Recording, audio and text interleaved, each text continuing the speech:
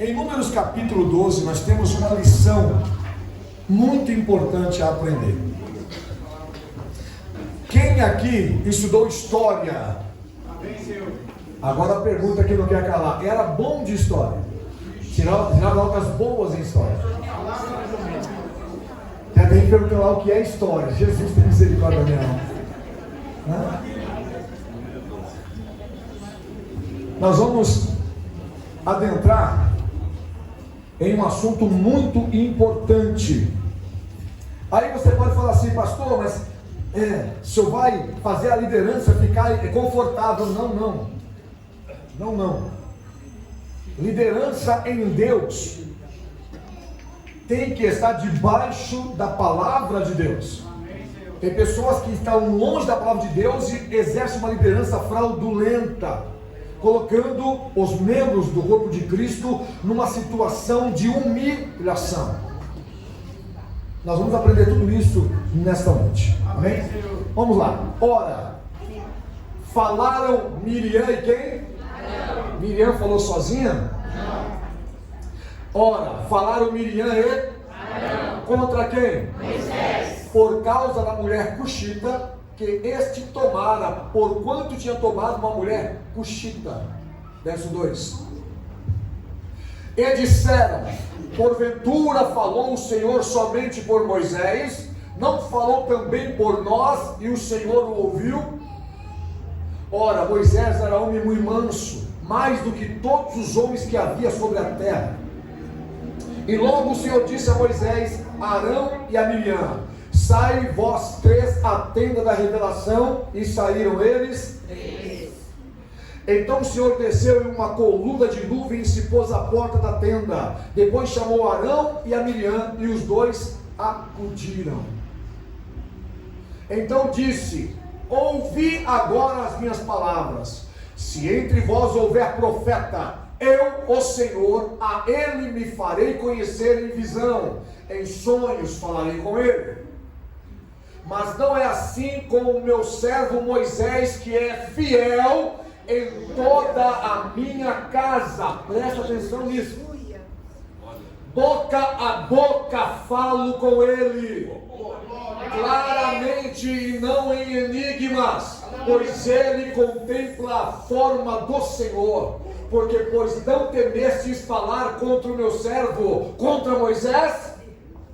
Assim se acendeu a ira do Senhor contra eles, e ele se retirou. Também a nuvem se retirou de sobre a tenda, e eis que Miriam se tornara leprosa, branca como a neve. E olhou Arão para Miriam, e eis que estava. Pode sentar no seu lugar. Se nós formos olhar para os tempos modernos, progressistas, já ia ter uma organização para defender Miriam. Por que Arão também não ficou leproso? Aquele barbudo, né? Quem sabe o que é uma sedição? Tá, vou simplificar. Quem sabe o que é um motim? Rebelião. É uma conspiração. Arão deu ouvido à sedição de Miriam, por isso que ela foi punida com mais rigor. Aí as pessoas não entendem e pensam que Arão ficou impune. Arão perdeu os 2 filhos pouco tempo depois. Sabe como? Fulminados dentro do Santo dos Santos. Diga: plantou, colheu. Mas eu vou tentar fazer você entender a história por completo. Vamos lá. Moisés, ele tomou uma mulher cuxita para casar. Diga: cuxita. Nós sabemos que o povo hebreu, desde que nasceu com um problema seríssimo de fábrica, que é o preconceito. Eles são extremamente preconceituosos, tá? Até hoje há um grande preconceito entre o povo de Israel. Os mais modernos, que são israelitas por nascimento e não judeus, porque, diga, judaísmo é religião, e ser israelita é nascimento, tá? Quem nasce no Brasil é o quê? Que é um erro. É um erro de história, tá? Brasileiro é trabalhador escravo. Agora que nós somos mesmo, pode deixar. O certo seria ser brasilianos, né? Como o italiano chama de brasilianos. Mas brasileiro, né? Não vou explicar isso também não, que vou ficar 2 horas aqui perdendo meu tempo, né? Mas quem nasce em Israel é o quê? Israelita, não é judeu. Eu vejo gente pregando lá, os judeus, você pensa que Israel é uma nação de 20 mil pessoas? São mais de 7 milhões de pessoas, quase 10 milhões de pessoas. E tem judeu, que é um israelita, que judaizado pela religião judaica, e israelita que apenas nasceu no estado de Israel, no país chamado Israel. E Moisés tomou uma mulher cuxita, e Miriam nem sabia, porque ele ficou quantos anos no deserto? Eu falo que Moisés foi o homem dos 40 anos para brigar com o egípcio que estava ferindo o povo do seu nascimento. 40 anos fugindo de Faraó no deserto. Foi lá que ele tomou a mulher cuxita. Foi lá que ele casou com essa mulher. E demorou 40 anos sofrendo na mão de pessoas como Miriam, prontos para uma sedição, para um motim. Um motim é uma coisa muito grave. O capitão de um navio, se sofreu um motim, ele tem autoridade até para mandar para a prancha. Pastor, isso é tempo antigo dos piratas. As leis continuam né? Por exemplo, no nosso exército, se estivermos em guerra e alguém trair o Brasil, ele é punido como o quê? A morte. Miriam ficou indignada e muito preconceituosa com a mulher de Moisés. Aí você pode falar assim, mas pastor, essa mulher ele tomou depois. Não, gente. Ele foi sozinho para libertar o povo através do poder de Deus. Ele atravessou sozinho o Mar Vermelho. A esposa foi trazida pelo sogro chamado Jetro, tempos depois. E quando chega a mulher cuxita, aí Miriam entra em parafuso. O porquê? Não vou entrar nesse mérito agora, demoraria muito tempo para tentar explicar para você. Porque nós sofremos isso todos os dias, nos dias de hoje. O preconceito é só por causa de cor? Não. O preconceito, ele se desenha naquilo que você é contra. Você é contra, não gosta daquilo. E você cria um preconceito daquilo como se fosse ruim para você, como se não fosse bom, uma coisa que você não tem tato, não tem nenhum tipo de afinidade. Isso é preconceito, tá? O crente pode ter preconceito? Pode, só não deve. Diga, pode, só não deve. O crente pode pecar? Pode, só não deve. Né? O crente pode mentir? Pode, mas é melhor que não faça. Dá para entender? As pessoas querem fazer do evangelho um lugar de perfeição. Diga impossível. Por mais que você ande com mais afinidade com Deus, por mais que você tenha mais liberdade com Ele, por mais que você leia mais a palavra, obedeça mais a palavra, você nunca será perfeito. Diga, não tem perfeito na terra. Não tem perfeito na terra. E eu pergunto assim, quem é perfeito aí, levanta a mão. O cara se fala sempre. Quem é imperfeito? Nada disso aí, né? Então vamos lá. Miriam vai até Arão, diga, vai até Arão. E começa o quê? Você viu? Viu a mulher que Moisés arrumou? De que onde é aquele trem? Miriam era bem mineira na época, entendeu? Onde ele arrumou aquilo? Olha como ela se veste. Olha o tamanho do olho dela. Até parece que judeu tem olho pequeno, né? Diga, começou a achar um monte de defeito, mas por puro preconceito. E acontece muito isso nos dias de hoje. Nós vemos hoje um evangelho muito eclético, né? Um evangelho muito eclético. Você vê, tem igrejas mais tradicionais. Hoje em dia a palavra tradicional não se detém apenas no calvinismo, que são as igrejas como presbiteriana, batista, não.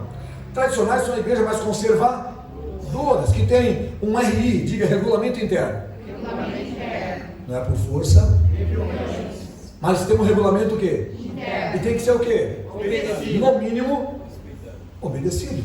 Respeito. Quem trabalha numa empresa que tem muitas regras, levanta a mão para mim. E você fala assim, não quero saber de regra aqui não, mas cheguei aqui para desbaratar isso aí. Eu sou o cara. Ainda começa a cantar, esse cara sou eu, do Roberto Carlos. Resolve alguma coisa? Claro que sim, você é demitido. O que acontece com você? Demitido. É assim que funciona. Diga regras. De novo. É para serem respeitadas. Só que eu vou trazer uma coisa interessante para você. Isso é antes da lei. Diga antes da lei. Velho Testamento é a lei. Isso é antes da lei.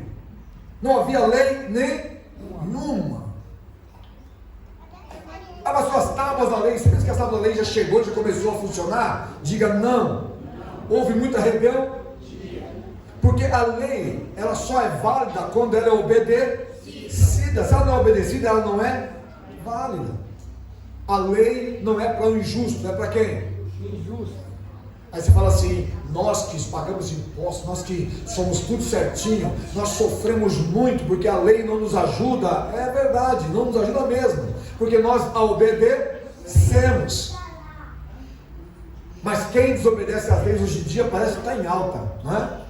Miriam pensava a mesma coisa. E Miriam começou a inflamar Arão. E está lá, todo dia inflamando Arão. Todo dia perturbando Arão. E nós sabemos que, quem é casado aí? Quando a mulher começa a falar bastante no ouvido, o que acontece? Hã? Só ficar quieto. Ou você toma uma atitude, né, sem pensar, ou você arruma uma encrenca eterna. Mas pastor, Miriam era irmã de Arão, diga pior. Irmã consegue ser pior do que qualquer coisa. Quem é irmã? Levanta a mão. Coitado do teu irmão, hein? Porque irmã quando encasqueta com uma coisa, né? Diga, Arão aceitou aquilo. Não fez nada, mas aceitou a situação. Diga, eu não preciso fazer para ser cúmplice de alguma coisa. Basta estar no lugar onde está com. Houve um assassinato ali, você conhece a pessoa que estava do lado. Se você não relatar para a polícia, você é o quê? E qual é a pena que você recebe? 1/3 só menos. Você é condenado como cúmplice. Ou seja, você cometeu o mesmo crime, sem ter cometido crime nenhum, mas você estava lá. Então Deus chama os três, chamou os três: Moisés, Arão, e também Miriam, lá para dentro da revelação agora. E todo mundo saiu. Eu acredito que Miriam saiu cheia de arrogância. Agora a gente vai resolver isso. Agora a gente resolve isso. Diga, entra na tenda. Aí Deus começa a falar com eles. Eu quero que você tenha um pouquinho de entendimento. O que eu estou falando, aqui está registrado na palavra de Deus, não foi um profeta que falou com eles. Quem foi que falou com eles? Deus. Você tem ideia do que aconteceu naquela tenda? Eu estou falando usado por Deus, é uma coisa. Imagine Deus abrir aquele vozeirão extraordinário aqui e falar com vocês. Você vai pensar? Mas quando a gente está muito longe da realidade, a gente não presta atenção. Miriam, na hora que ouviu a voz de Deus, era para ter se jogado no chão, comido terra, rolado, chorando, pedindo misericórdia, mas ela está lá. Agora a gente... E Deus fala: Quando eu escolho um profeta, quando eu escolho alguém para me representar na face desta terra, eu revelo por sonho, por visão, eu coloco na boca dele a minha palavra. Eu acho que Miriam ficou assim, tá vendo? Porque ela tinha questionado, Deus só fala através de Moisés? Deus também não falou através de nós? Eu não cantei só o Senhor é Deus quando o mar vermelho fechou e todo mundo celebrou no Espírito? Aí Deus falou assim, e não é assim com Moisés. Eu acredito que ela fez assim. Como assim? Sabe que Moisés é um farsante? Não é assim com ele? E Deus falou assim, com Moisés eu não dou apenas visão, eu não apenas uso a mão, o corpo, a voz dele. Com Moisés eu falo boca a boca. Moisés ouve a minha voz constantemente. Eu falo com ele, eu dirijo os seus passos, ele me agrada.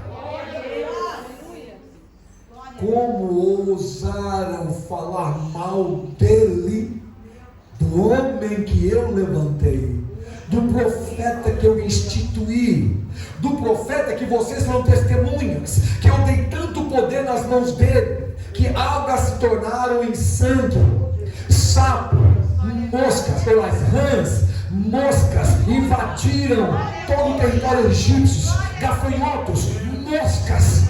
Vocês entenderam que foi através da minha vida, na vida dele, que todo primogênito egípcio pereceu? Que foi através da vida dele que eu abri a porta e deixei o destruidor sair e passar?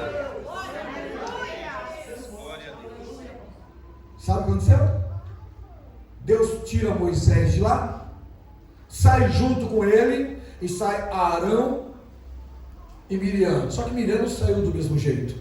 Ela estava branca de lepra, estava cheio de chagas da cabeça até o pé. E naquela época era morte garantida. Mas Moisés, o homem que sofreu todo o dano, intercedeu por ela. E ela ficou 7 dias lançada para fora das tendas do arraial dos israelitas, padecendo a sua lepra, padecendo a sua sedição, padecendo a sua falta de caráter, a sua rebeldia, a sua falta de respeito às hierarquias que Deus instituiu. Uma semana depois, após a oração do seu irmão, ela estava sarada, curada. Mas o que tem a ver isso, pastor? Tem tudo a ver com os dias de hoje. Eu não estou falando de vocês aqui na minha presença, ou de quem está me visitando.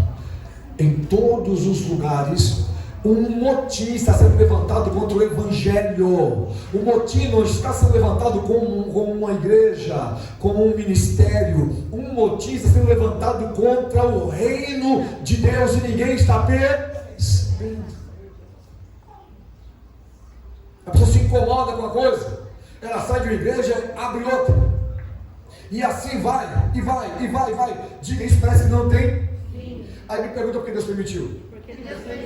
Porque as grandes igrejas estão todas contaminadas com a maçonaria, contaminadas com a corrupção, contaminadas com adultérios, contaminadas com a autoliderança, a autossuficiência. Eu posso errar, mas você não pode, porque eu sou ungido de Deus. Diga aí, as Miriams estão surgindo, e os Arãos já estão ouvindo, e a sedição está acontecendo, e a falta de respeito está crescendo. Quando nós menos esperar, diga aí, não tem mais jeito. Eu comparo uma rebelião, uma sedição como um câncer. Ele só aparece quando não tem mais cura. só aparece depois da metástase. Só aparece quando não há mais o que fazer. Os médicos lutam, arrancam lá o caroço, o tumor primário, mas os linfonodos já foram contaminados. Está se espalhando pelo sangue, está se espalhando pelos órgãos. É o que está acontecendo nos dias de hoje. Bem-aventurada a igreja que tem o poder de Deus debaixo, diga, de uma hierarquia. Como assim? Debaixo, eu estou falando debaixo da forma pejorativa, está sob o comando de uma hierarquia. Diga, sem hierarquia as coisas não acontecem. Quem trabalha em empresa tem encarregado no seu setor? Se ele não estivesse lá,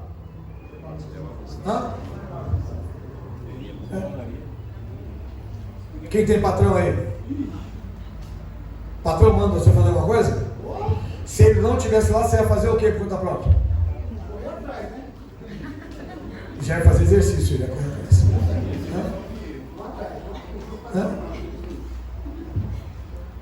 Você entendeu? De hierarquia.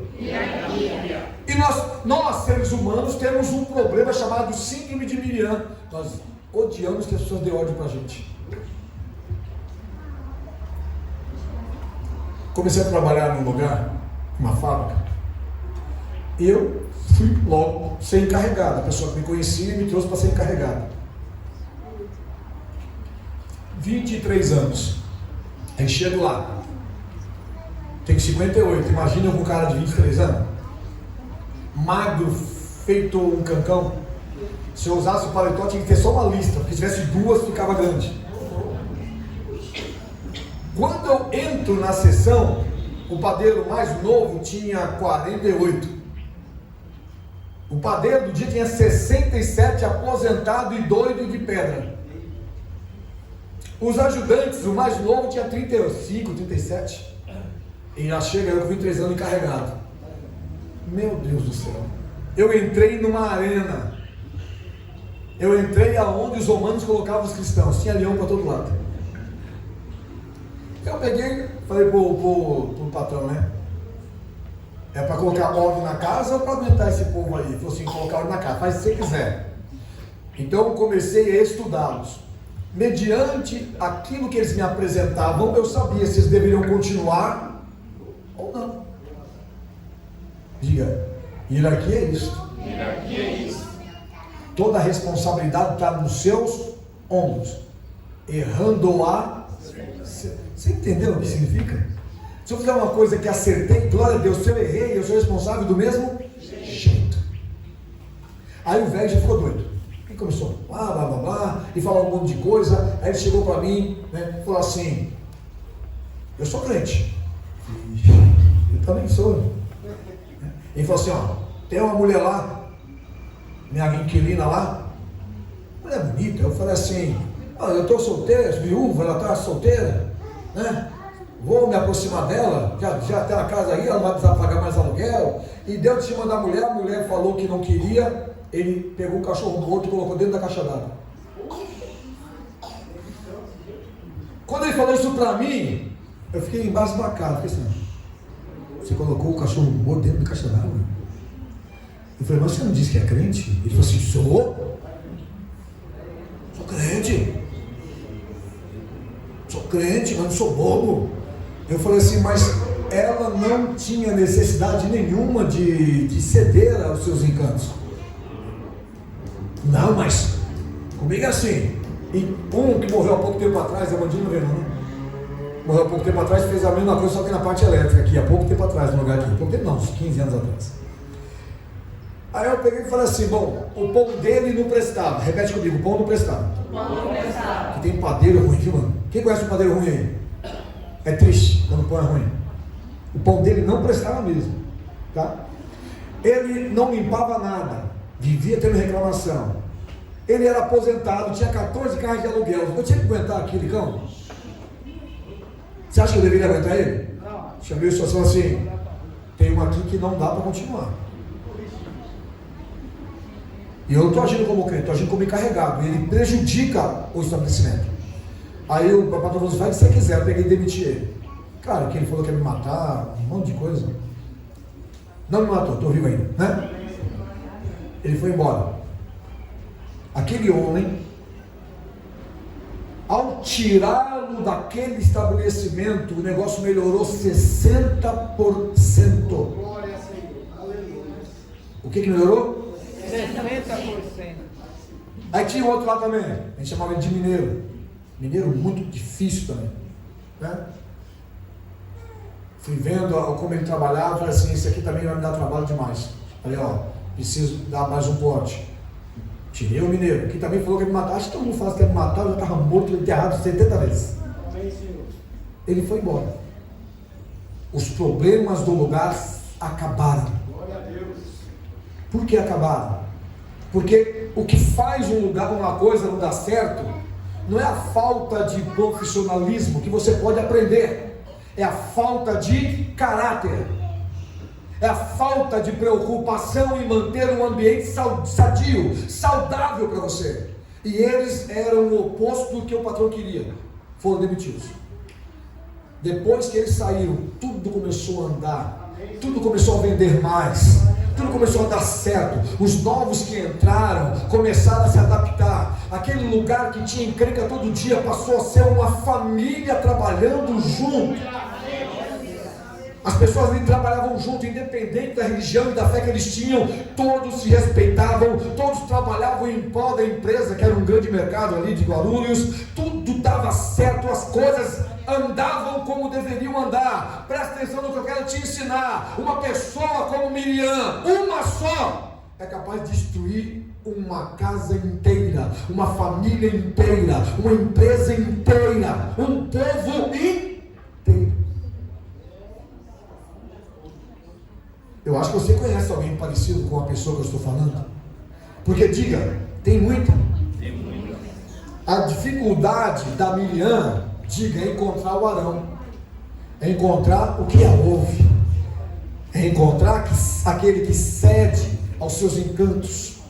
É encontrar aquele que, ao dar ouvido, vai começar a fermentar e disseminar essa ideia maligna. Mas Deus não deixou. Ela só contaminou o irmão dela e Deus já chamou ela para conversar. Vem cá. E pasmem, os três eram o quê? Irmãos. Família, irmãos, mesmo sangue, mesma paternidade, mesma maternidade, irmãos legítimos. Quem tem irmãos aqui? Isso não acontece nos dias de hoje? Sim. Ter irmão significa sucesso? Oh, é tão bom ter irmão, né? Pastor, eu tenho logo 5, né? Mas acredite que eu vou te dizer, tem famílias que são em 10 e eles vivem em perfeita harmonia. Mas tem família que são 3, 4 e um só faz todo esse trago. Nós sabemos que de toda família tem uma ovelha. Não, gente, isso é preconceito. Vamos simplificar. Uma ovelha besta, metida a besta, né? Que gosta de fazer as coisas fora da caixinha, fora da realidade, né? Vamos lá, vamos ver irmãos aqui. Vamos lá. Jennifer e Karina, quem conhece a Jennifer e Karina? Elas são iguais? Completamente diferentes. Até que uma é cobre e outra é loira. Completamente diferente. Temperamento diferente, né? Cada uma tem sua fé de uma forma diferente. Olha que interessante, né? E tem aquela que convence o pai com poucas palavras. E tem aquela que nem gritando, nem amarrando o pescoço do pé de coentro e se jogando consegue alguma coisa. Diga, não são iguais. Vamos lá, quantos irmãos você tem, Rocha? Irmãos? 7. Fora os que morreram. Todo mundo tivesse vivo, teria quanto? 21. Todos são iguais? Não. A família da Celeste lá, vamos lá. São 4 irmãs e um irmão, né? Quem é a ovelha besta? Não precisa falar. Não precisa falar. Tá? Diga, não sou diferente, são todos diferentes. Quer pegar outros irmãos aqui? Jussiara também tem 3 irmãos, são iguais? 2 irmãos não são. A única normal é ela. Marina, quantos irmãos você tem? 2 irmãos. A única normal também é ela. Você está começando a entender o que quer dizer? Diga, nós só não podemos ser Arão. Diga, Miriam, quem quiser ser que seja. Só não vamos ser o quê? Ficar dando ouvido para o insucesso das Miriams da vida. Miriam, o tempo que ela ficou achando defeito na mulher que Moisés tomou, ela deveria ter perdido esse tempo, ou ganhado esse tempo, vendo o quanto o irmão dela era querido de Deus. Olha que coisa extraordinária. Meu irmão foi o responsável para libertar o povo do Egito. Deus escolheu ele. No meio de toda a população mundial, Deus escolheu Moisés. E Deus não escolheu Moisés pronto para a guerra, um soldado hábil, não, um homem de 80 anos. Porque Deus não escolhe você por aquilo que você apresenta, Ele escolhe você por aquilo que você é. Agora, nesse exato momento, Deus está olhando você por dentro. Deus agora não está olhando sua roupa, e sim seus pensamentos. Deus está interessado na forma que você está sentado, mas no lugar que você está sentado. Ou você está nessa cadeira, ou você está sentado em lugares celestiais junto a Cristo. É simples assim. O lugar que você está sentado, Deus sabe. Mas você está na igreja? Não, você está sentado numa cadeira. Quem está sentado na igreja é aquele que já está num patamar onde Deus enxerga como igreja, como noiva, como serva, como servo, como santa, como santo. Mas se nós não pensarmos desse jeito, vamos virar Arãos ou talvez Miriams. Ao invés dela ficar preocupada com a mulher cuxita, ela devia pensar no que aconteceu quando o Monte Sinai fumegou e por 40 dias o seu irmão desapareceu, sem comida, sem água, e quando volta com tábuas da lei de pedra escritos pelo dedo de Deus.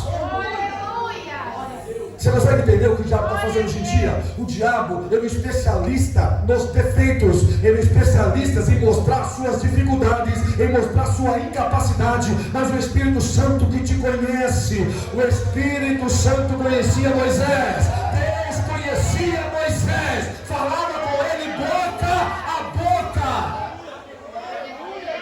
Não era qualquer pessoa que ia mudar a trajetória, não era qualquer pessoa que ia impedir a obra, não era qualquer pessoa que iria manchar a imagem daquele homem.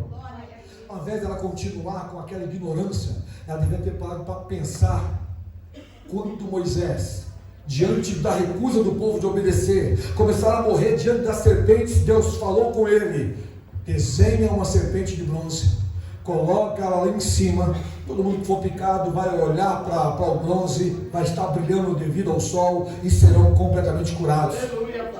Morreu muita gente, até a serpente está pronta. Quando a serpente ficou pronta, Moisés falou: ao ser picado por uma serpente, olhe para a serpente de bronze. Deus disse que vocês serão curados, e não morreu mais ninguém.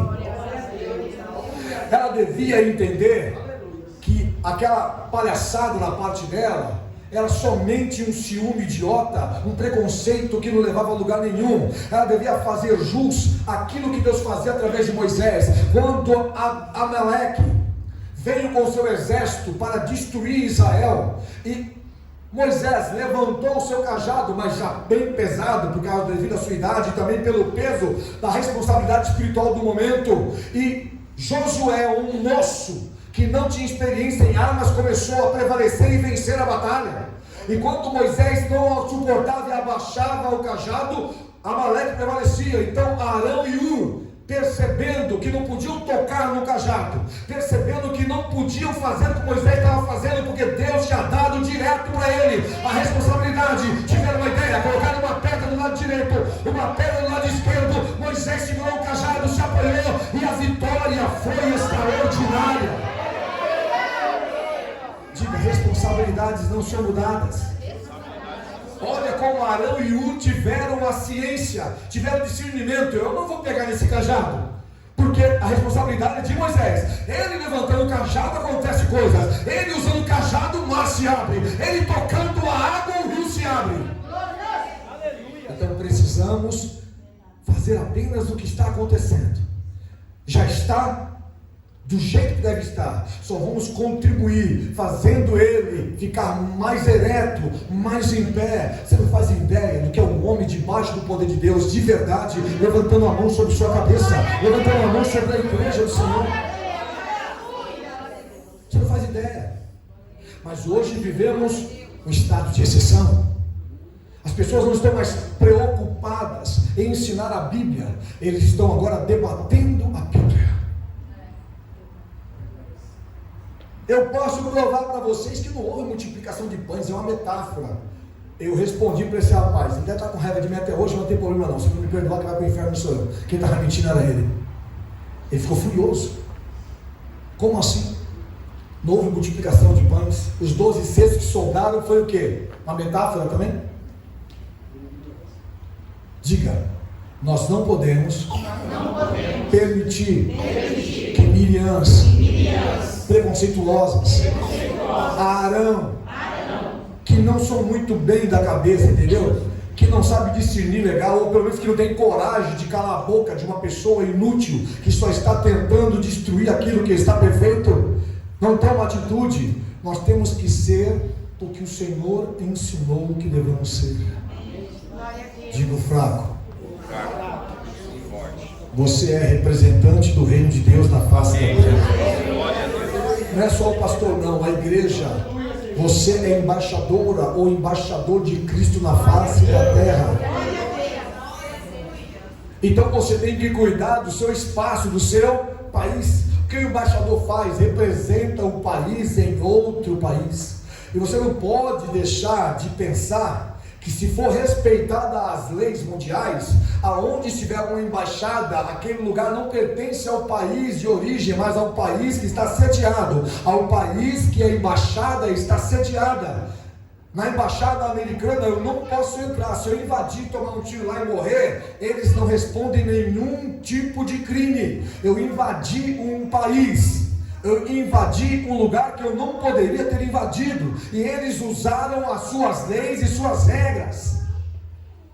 Assim também a igreja. Eu sou representante de Cristo na face da terra. Eu represento a igreja que cura, a igreja que liberta, a igreja que adora, a igreja que é poderosa, a igreja que não peca.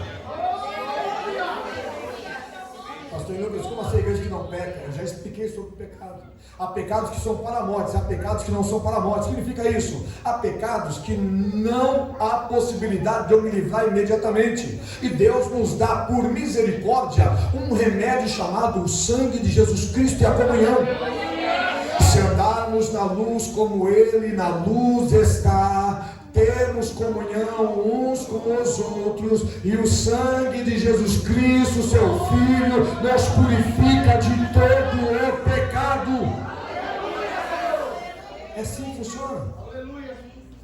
Mas há pecados que são para a morte, pecados que você vai perecer. Mas está uma questão agora. Todo mundo está dizendo que não existe inferno. Inferno é aqui na terra. O único inferno que a pessoa vai desfrutar é aqui na terra. E nós estamos aqui, dando glória a Deus, nos livrando do inferno de novo aqui, né? Pastor, se não tem inferno, então para que eu vou fazer a coisa certa? Né? É por isso que eles querem acabar com a fé na face da terra. Que acabando com a fé, acaba com a sua moralidade, com a sua integridade, acaba com a sua vida real, sua vida moral. E quando a vida moral fale, diga, todo o corpo perece. Todo o corpo perece. Minha esposa estava chocada. Eu prego há muito tempo, Isaías capítulo 1, versículo 6, né?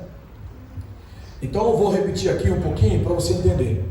Em Isaías 1,6 está escrito assim, ó, desde o alto da cabeça até a planta do pé não há nele coisa sã, senão feridas não espremidas e nem amolecidas, com óleo. Está falando de uma pessoa em condição de estar afastado de Deus. Deus vê como uma ferida. Tá? E um dia eu estava dando uma palestra, isso há muito tempo atrás, eu era jovem. E eu falando sobre esse assunto, falei assim: presta atenção, jovem, você crente, serva de Deus. Aí você arruma na escola ou no trabalho um indivíduo que não teme a Deus, um inimigo que bebe, que fuma, que faz tudo que é coisa errada, que se prostitui, e você tasca um beijo nesse miserável. Deus está vendo você completamente destituída da graça e a ferida podre que você está beijando. Aquele pus, aquela ferida que está te beijando, Deus está olhando e fala assim: meu Deus, o que essa menina tem na cabeça? O que está acontecendo? Aí o pessoal: não, pastor, você não pode comparar. É a Bíblia quem compara. Diga lá, DNA. De onde é que tira o DNA da gente? Unha, saliva, né? Vamos lá. Você, crente, beijando uma pessoa que não teme a Deus. Tem muitos crentes aí que estão encaminhando para o lado certo, que o Senhor tem misericórdia dele. Mas tem uns aí que a gente sabe como ele é. Então o teu DNA está se fundindo com o outro DNA. Um DNA santo, que deixou de ser santo nesse momento, com um DNA completamente infrutífero e impuro. Aí não, nós somos chatos.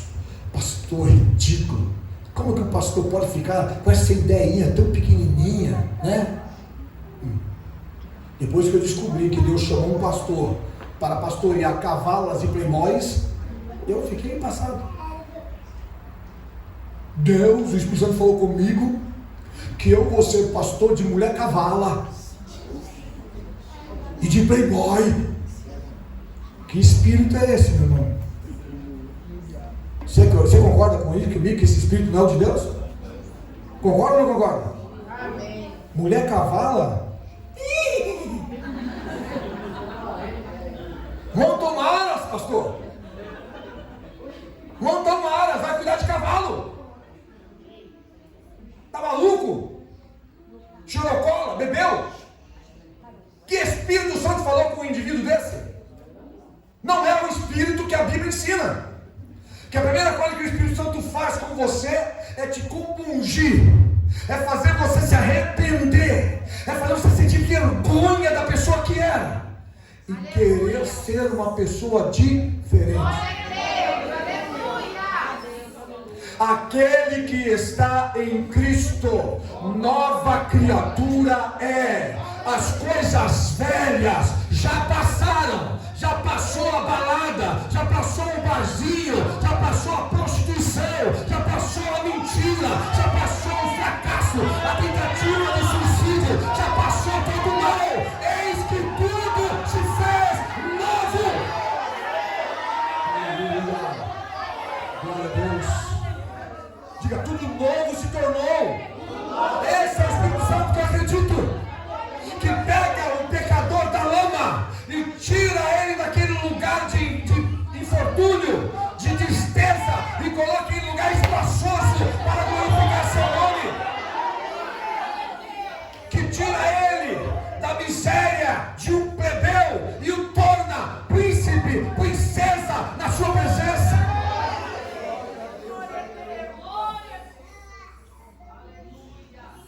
Diga, mas Miriam aprendeu a lição, entre aspas. Continuou chata, diga chatice, parece que é a única coisa que Deus não consegue mudar. Mas ela nunca mais ousou falar contra o irmão dela.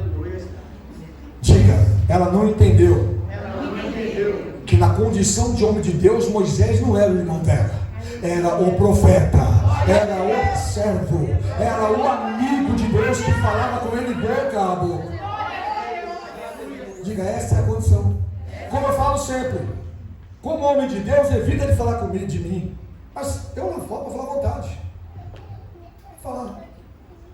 Eu estou aberto a críticas.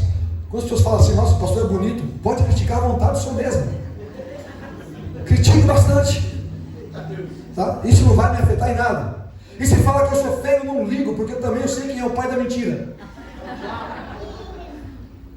Diga, nós temos que mudar os conceitos gerados dos últimos anos. Os antigos estão com a razão. A igreja mudança de conduta. A primeira coisa que Deus faz é mudar a tua. Mas ele não muda, realmente ele não muda, ele só dá condição de você poder mudar, porque o poderoso, o forte é você. Diga o fraco, eu sou forte. Posso todas as coisas naquele que me fortalece. Se podes crer, tudo é possível aquele que crê. E olha só, não importa a luta, pode ser claro. Eu estou pouco preocupado se me faltar comida, se me faltar bebida, se me faltar roupa. Não, eu não vou me importar, porque nada vai me impedir de continuar debaixo do amor de Cristo Jesus, revelado pelo Espírito Santo através da minha vida. Esse é cristão. Crente tem que ser crente. Diga, crente tem que apoiar, tem que amar. Meu irmão, o maior profeta do arraial. Meu irmão, o homem que bate papo cara a cara com Deus. Meu irmão que Deus permitiu ver a sua glória de costas, com a mão na frente, e ele brilhou 15 dias como o sol, tivemos que cobrir o rosto dele.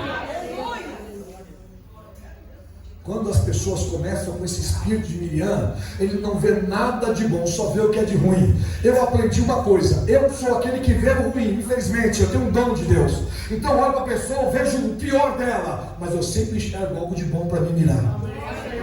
Eu sempre enxergo algo bom para me lutar. É naquilo que eu vou trabalhar, é naquilo que eu vou me esforçar. Assim aquela coisa ruim que eu estou vendo pode se converter nesta coisa boa que está tão escondida ali.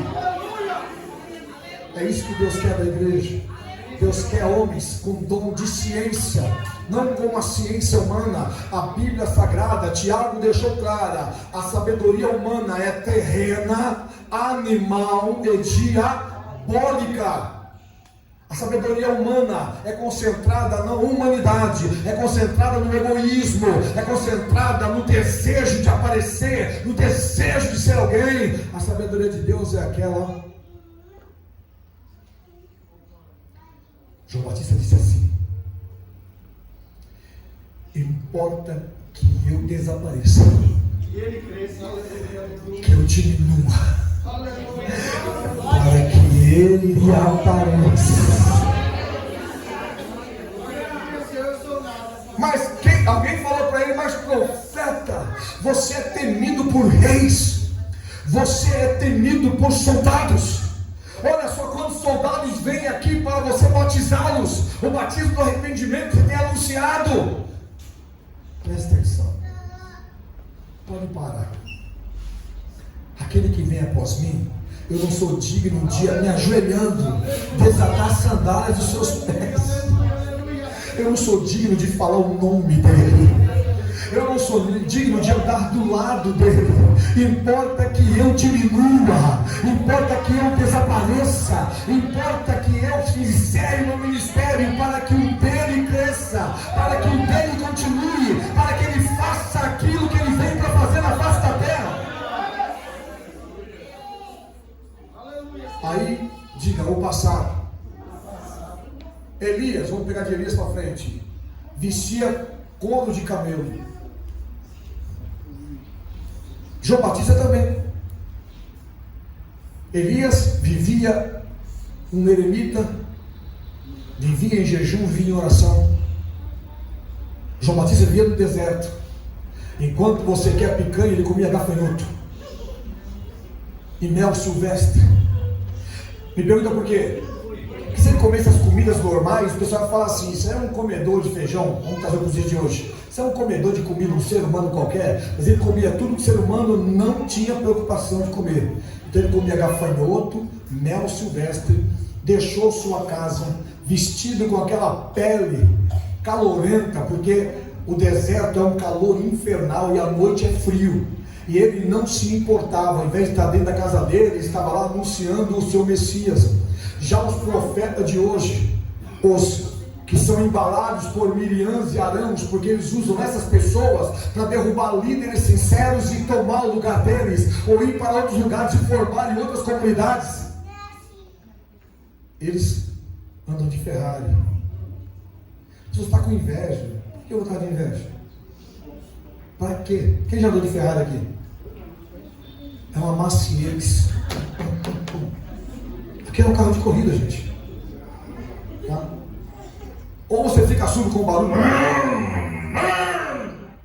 e tem que só dar uns toquinhos assim, porque ou você acelera, porque não dá para andar. Com o meu carro, eu coloco ele a 10 por hora. Ele já vai para 5 assim, na subida. Tá? Eles querem andar todo cheio de pompa, mas sempre usando Miriams e Arãos. Eles não conseguem fazer nada sem destruir alguma coisa primeiro. Primeiro eles destroem uma congregação. Eles não começam do zero. Eles geralmente saem pescando em aquário. Pescar em aquário é muito fácil, gente. Vai pescar no rio, vai lançar o anzol no rio, vai ficar lá na cachoeira para pegar uma truta, vai ficar lá perto de tocas, de ocas, para pescar traíra, cheio de cobra em sua volta. Você não sabia que a cobra, ela ama comer traíra e a traíra ama comer cobra? Parece que foi o lugar perfeito para eles existirem. Vai fazer o que tem que ser feito. Não, pega tudo limpinho, né? Pega tudo limpinho, a pessoa já está liberta, limpinha, aí traz para a ideia dele e a pessoa fica mais perturbada do que quando não era cristã ainda. Porque deixa de defender o evangelho para defender uma ideia. Diga, ninguém vive de ideia. Ninguém vive de ideia. Toda ideia um dia acaba. Concorda comigo? Amém. Olha como as coisas evoluem. Vamos lá. Quem se lembra daquele celular chamado Baby da Vivo? Quem se lembra? Ninguém vai lembrar. Tem uns 30 anos já o negócio. Não, 99 tinha. Fica para de ser mentiroso. Vamos lá. Quem lembra do Baby da Vivo? DCP. Vamos lá. Que era um que usava. StarTAC. Nossa, aquele pequenininho aqui. Abria, né? Um dia BlackBerry foi uma coisa de louco. Hoje em dia você tem ideia só de olhar para ele, né? Diga, as ideias vão passando. Ideias melhores vão surgir. A única ideia que não é ultrapassada é esta aqui. A verdade da palavra, a verdade do reino, a verdade de Cristo, a verdade do céu, a verdade da salvação. Essa ideia ninguém vai ultrapassar.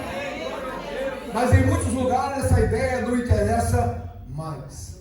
O que interessa é você estar bem. Está bem com Deus? Não. Está bem com você mesmo. Está bem com a vida que você leva. Então vamos lá, vou tentar resgatar você para o passado. Está tendo um grande surto hoje em dia, tá? Há uns anos atrás, a saudade dos anos 80 e 90. Quem tem percebido isso na internet? Né? Quem tem ido em casamentos? Levanta a mão. O que mais toca em casamentos? Músicas 90, não? Quando você vê pá, funk, é no finalzinho, ou então a noiva é doida ou o noivo é pneu. Porque do contrário, o pessoal quer viver aquele momento de alegria, né? Que as pessoas dançavam alegremente, viravam o pescoço para lá, né? Para cá. Hoje em dia não existe mais dança, existe flexão. Isso não é dança, gente, isso é o quê? Flexão, né? Bom, pelo menos a pessoa não vai morrer sem músculo na canela. Deve criar algum músculo na canela, né? Diga, mas antigamente, diga tudo diferente. Os crentes também eram diferentes. Antigamente o crente saía correndo, caminhando, eu vou para Canaã, dava uma volta na igreja, parecia um monte de besta. Mas acabava o culto, todo mundo estava cheio de Deus. Um amava o outro, abraçava o outro. Não queriam ir embora, porque ficavam conversando. A dificuldade que eu tinha de fechar uma igreja naquela época. Hoje temos aqui ainda, graças a Deus, essa ramificação está nesse lugar ainda. Tá? Mas as pessoas não queriam ir embora, queriam ficar conversando, né? Os crentes enriqueceram o dono. Oi, obrigado. Né? Os crentes enriqueceram aquele frango frito ali da Kennedy, que agora é crônica de novo. Queria achar crente depois do culto? Frango frito. Os garçons, quando via a gente, ficavam tudo triste. O dono, que o crente comendo e conversando, meia-noite é pouco, gente. 1h da manhã. Né? Hoje em dia, esta essência está sendo arrancada. Hoje em dia são facções, grupinhos isolados. Né? Tem o grupinho do Mimimi, o grupinho da Miriam, o grupinho do Arão, né? O grupinho do Golias. Como assim? Tem filisteu no meio do povo de Deus ultimamente. Porque quando o Espírito Santo sai da tua vida, alguma coisa entra dentro dela. E não é do céu. E não é de Deus. Agora eu vou fazer uma pergunta para você. Você quer recuperar tudo isso em Deus? Amém. Quer ou não quer? Amém. Eita Deus, opera milagre. Sabe que tem renovo? Amém. E o que pode impedir de um renovo acontecer hoje na tua vida? Que não dá para ter uma vida abençoada sem o renovo de Deus. Não dá. Porque você vai prevalecer o lado errado, o lado carnal, o lado humano. E o lado humano, ele é complicado. O lado humano não tem coragem de pedir perdão. Quando muito pede, ou é desculpa esfarrapada. Digo, o lado de Deus é perdão garantido. Eu estava numa obra missionária em Várzea da Palma, em Minas Gerais. E no último dia, em 20 e poucos dias, foram 21 batizados do Espírito Santo, foi mais de 70 pessoas foram curadas, acho que quase 100 reconciliaram com Deus, foi uma coisa muito, muito bonita. E no último dia, o presbítero que estava no comando da igreja, que o pastor estava viajando, ele passa a palavra para mim, eu trago a mensagem e houve uma manifestação do Espírito Santo. E ele era bem alto. E quando eu vi a manifestação, eu me coloquei do lado do altar assim. Ele levantou, porque ele era grandalhão, ele colocou o cotovelo assim em cima do púlpito, que era pequenininho para ele, e ficou assim, ó. Eu falei assim, será que ele nunca viu isso? Eu falei assim, tudo bem, presbítero? Ele falou assim, você não sabe o que está acontecendo. Eu falei, o quê? Ele, está vendo aquelas pessoas se abraçando ali? Aquelas famílias estão brigadas há anos. Aquela parte lá nem vinha na igreja mais, e olha só, chorando de se abraçar. Ele falou assim, Deus está movimentando este lugar. Ele tinha saído comigo durante um dia, que foi o último dia, e na rua da igreja, eu vi uma casa, e tinha um homem com um cachorro, na corrente, e eu falei para ele assim, moço, preciso falar algo de Deus para você. Aquele moço olhou para mim, e falou assim, só um instantinho, vou prender o cachorro. E ele falou para mim, o presbítero, é melhor a gente sair, porque é perigoso ele soltar o cachorro em cima da gente. Eu falei, não, ele vai ter que ouvir o que Deus tem a falar com ele. E ele entrou comigo. Ele e mais 4 pessoas. E aquele moço chamou a esposa dele e falou assim, posso falar algo de Deus para você? Ele pode. E Deus tomou minha boca e começou a tratar ele como se fosse um filho, e fazendo lembrar de coisas que as lágrimas desciam tanto da esposa como dele. E eu me lembro como hoje, quando Deus falou com ele assim, filho, te quero de volta. Aquela manifestação alegrou meu coração, mas eu não estava tendo a visão que esse presbítero estava tendo. Ele falou que enquanto eu falava, raios saíam da minha boca e batiam no coração dele, como se estivesse quebrando uma pedra. E quando aquilo patifou, quebrou, as lágrimas desceram, aquele homem se reconciliou. Era um presbítero desviado do evangelho há mais de 5 anos. É essa igreja que Deus quer te levantar. Não é a igreja ostentadora, a igreja que está sempre aqui ostentando, que maravilha, olha, amanhã vai vir fulano a pregar, vai vir fulano cantar. Não, Deus quer esta igreja de dentro para fora, renovada, abençoada, conquistada pelo Espírito Santo. Você crê nisso? Amém.